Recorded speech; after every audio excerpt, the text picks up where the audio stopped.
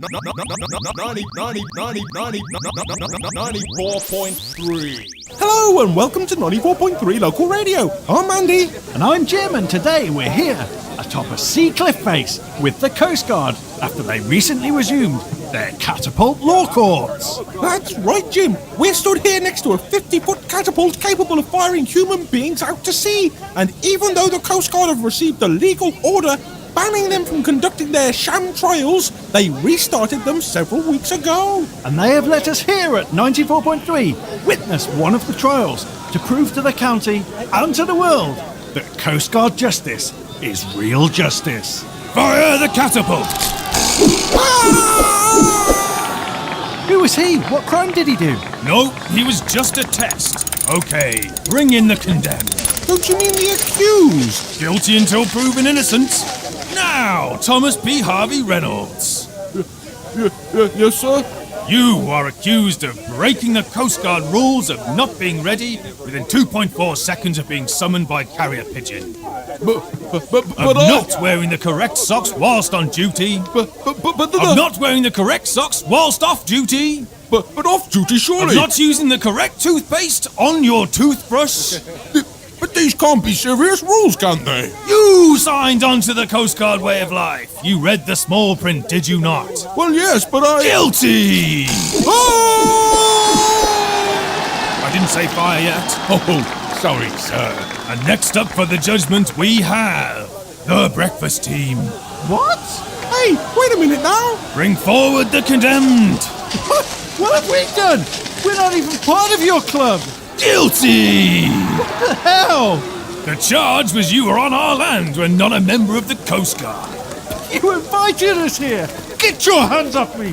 Crank back the catapult for the next victim. Don't worry, Jim. I'm sure the blood serial killer is around here somewhere. He's bound to help us out. Sure hope so, Andy. Okay, sir. Catapult's now ready. Okay, maybe he won't help us this time. Fire! 94.3! What a hero! Nice shout out, Jim! Get the next one up. Hey, no wait, get off me now! Crank the catapult back once more. Hey, wait though! You haven't even read out my charges yet! I didn't even get a trial! We don't like the look of you. Oh, you bastard! Okay, you're with me now as I sail through the air, live on 94.3, and I can see the ocean down beneath me, and it's getting bigger and bigger, and I think any time now... Oh, hello, Jim. Hello, Andy. Nice to see you here. 4 miles out in the deepest ocean. Well, it's great to be here, Jim. So, as we put out a distress call to Jose to come and rescue us once again, why don't we pass it over to the news? 94.3. Hello, and welcome to Local News Radio. A horrible plague has broken out in the physics community. The virus, that only seems to target physicists, has the effect of increasing body hair growth and turning it black and white. Many angry physicists looking like pandas have accused biologists of germ warfare, an accusation that biologists have strenuously denied in a series of ineffectual and contradictory statements. Joel Mole has changed his name after years of ridicule and public beatings. Joel claims that he used to be called Moleface, the Mole Man, Moly Moly, and Mole Mole the Dick-Face Shitbag. The local man, formerly known as Joel Mole, is said to be much happier with his new name, Badgerfucker Cockmole, and says that it is gaining him a lot of attention from the ladies. Good luck to you, Badgerfucker Cock. A herd of deer have overrun Althrop's casino and nightclub. Stan Althrop, the club owner, has released a statement saying, "This hasn't just come out of the blue. We have been warning about these deer for years, and now it has finally happened. I am bitterly hateful towards all of you, and I wish the same crushing defeat onto everybody out there. And when it happens, I want to be there, standing over you laughing, wearing antlers and screaming, 'I told you about the fucking deer, didn't I?' So far, early reports from the casino show there is no noticeable drop in business.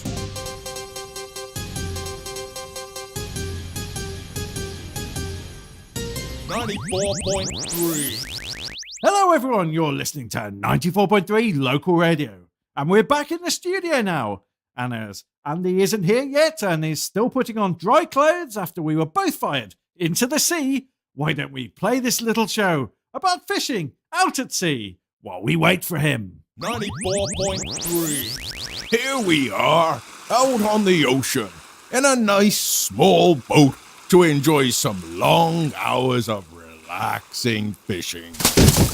Oh my god, what was that? 94.3.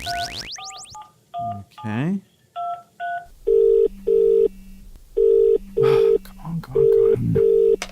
Yes, hello, sir. Yeah, hello. I'd like 2 girls, please. Right away, sir. I'll send them right over. Are they Russian girls? Yeah, okay, sure. Why not? You don't sound too convinced. Not even sure they're girls, sir. You think they're men? No, sir. Wombats. You think they're wombats? Fairly sure of it, sir. We just checked Wikipedia. Are they boy or girl wombats? We haven't been able to ascertain that yet, sir.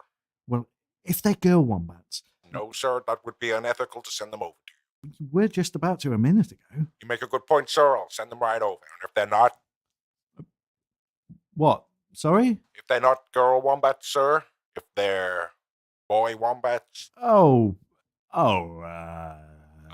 understand, sir. I'll send them right over. Okay, thanks a lot. Hey Jim, what's going on? Just ordered a couple of hookers from Big Larry.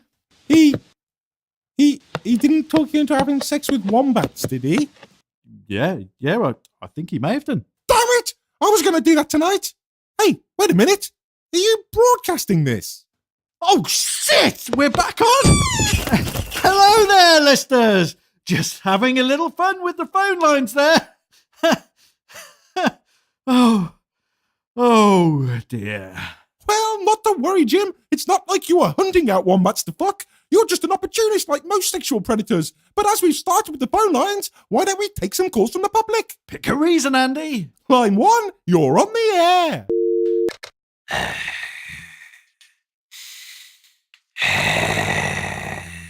Oh, hello again, William. Haven't you finished? Go ahead, Andy. Oh, hello again, William. It's William Wallace, everybody. I'm not really William Wallace, you know. What? You're not? No, I am. Well, why didn't you tell us before? I like that you thought that I was. It made me feel like a big man, Jim. Well, who are you then? I'm his brother. Are you? No. Well, who are you then? I'm William Wallace. You just said that you weren't. Aye, that I did, Jim. But I am William Wallace, but I'm not the William Wallace you think that I am. I'm not the famous William Wallace. I'm the William Wallace that nobody would talk about. Why wouldn't they talk about you? You already know why, Jim, but I'll show you again if you ask me. No, that's all right.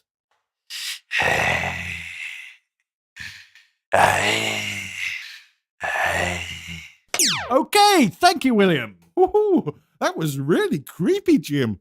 And speaking of creepy, look at my pants. Oh, good God. Okay, let's play this show.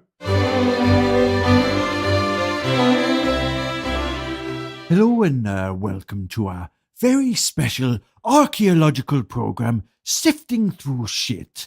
A program named by all of you out there through a phone poll. And we're still very bitter about it, but never mind that now. Let's get on with the show.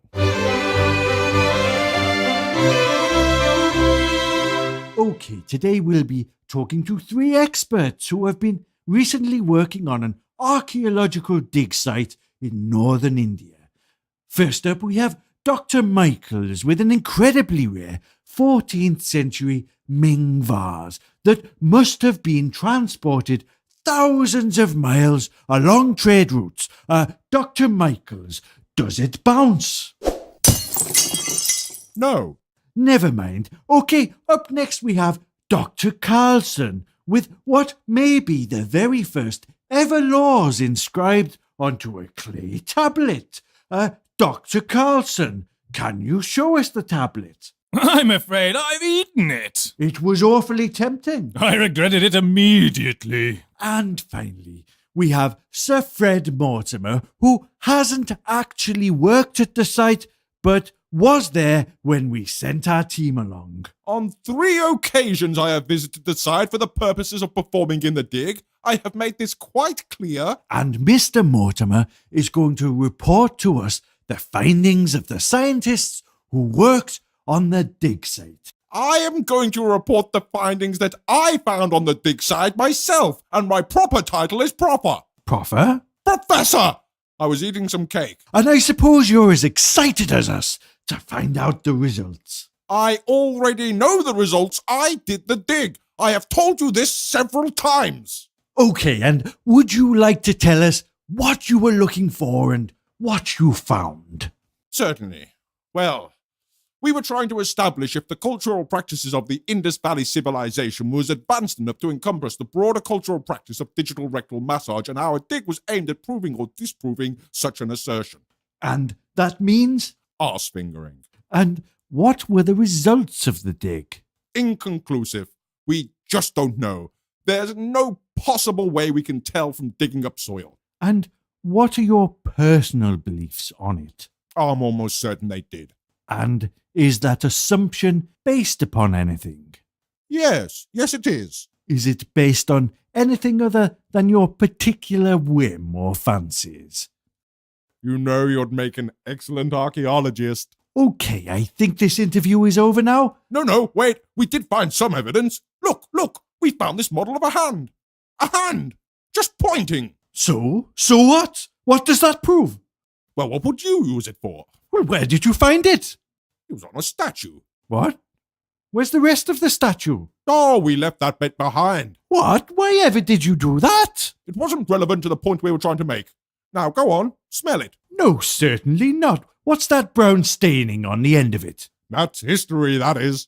Are you really a professor? I'm a kind of professor, yes. What kind of professor? The fake kind. Okay, who are you? Oh, that is a deep philosophical question now, isn't it? I've had enough. Who the hell are you really? I have a message for you from Ramon!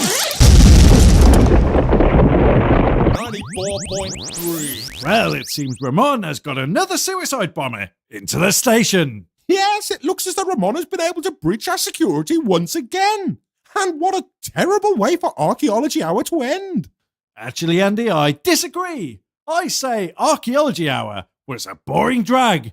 And if the only way of ending it was by blowing up the presenter live on air, then I say good. I'm happy about it. Just don't look at me to clean up his studio. Hey, Jim, go clean up the studio, eh? The history man got blown all over the walls, huh? You're a real fucking mess. Oh, fucking hell, Jose. I need to speak to Andy about something private. Oh, okay, Jose. Yeah, but fuck's sake, Jose. Come on. Go, Jim, before I lose my temper. Okay, Jose, I'm going. Good. Okay, now, Andy, I must speak to you about something very private. Yeah, yes, Jose, I'm still on the air. Yes, Andy, yes, I know you are still on the radio. I am the one who gave you the job, huh? No, I mean on the air right now. Yes, Andy, I know. I have not fired you yet, huh? But Andy, this is a very personal issue I have to talk to you about. It is very, very sensitive and personal to me. Okay, Jose, now's not the time. I'm happy to talk to you, happy to help you with any questions, Jose, but now is not the... Yes, good. Questions. It is a question about a very personal and sensitive subject. Okay, please don't ask now. Yes, I ask now. No. Yes. No. Yes. Okay. What is it? Andy, why are you such a faggot? What? Now Jimmy's not here, you can tell me. You are his peach, yes? No, Jose, I'm not gay. Then why are you such a faggot? Okay, well, let's end the show there. What? In the show? But this is funny, Andy. Everyone out there will be laughing, Andy. They will be laughing at you. Yeah, thanks a lot, Jose. Okay, up next is Howard Strict and the Lunchtime Crew. See you next time, everybody. 94.3. Hey, everybody, it's Howard Strict with the Lunchtime Crew. Okay, now we got here with us Brit funny man and comedian Rusty Brown. Now go on, Rusty, what were you saying? Okay, we're being brutalised and oppressed by a series of global corporate elites who are driving us all against each other to compete with each other, even to kill and go to war with each other so they can increase their profits and thus increase their stranglehold on democracy, claiming power for themselves. Okay, so are we going to talk about pussy at all? 94.3. Wasn't that actually Howard Stern? Fantastic take, darling. Now, I've got to try and get the genuine emotion here. Let me see. Yes, it was. As far as you can, finish.